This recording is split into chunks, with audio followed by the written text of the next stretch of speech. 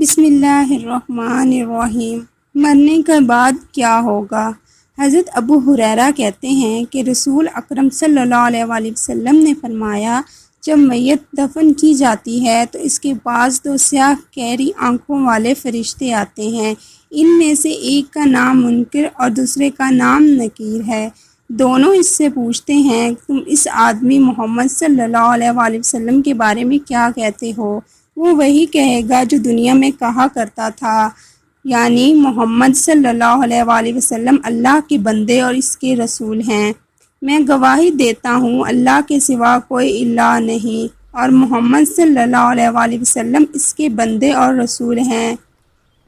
دونوں فرشتے جواب میں کہتے ہیں، ہم سمجھتے تھے کہ تم یہی جواب دو گے۔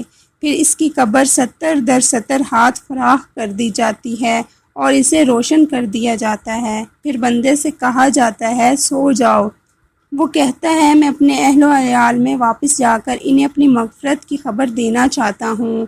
فرشتے جواب میں کہتے ہیں، یہ ممکن نہیں، بلکہ اب تم دلہن کی نیند جیسی پرسکون نیند سو جاؤ جسے اس کے محبوب کے علاوہ کوئی نہیں جگاتا۔ چنانچہ وہ سو جاتا ہے یہاں تک کہ اللہ ہی اسے قبر سے اٹھائے گا۔ اگر مرنے والا منافق ہو تو وہ فرشتوں کے سوال کے جواب میں کہتا ہے،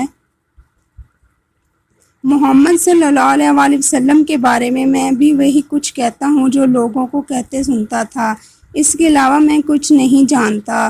دونوں فرشتے کہتے ہیں، ہمیں معلوم تھا تم یہی جواب دو گے۔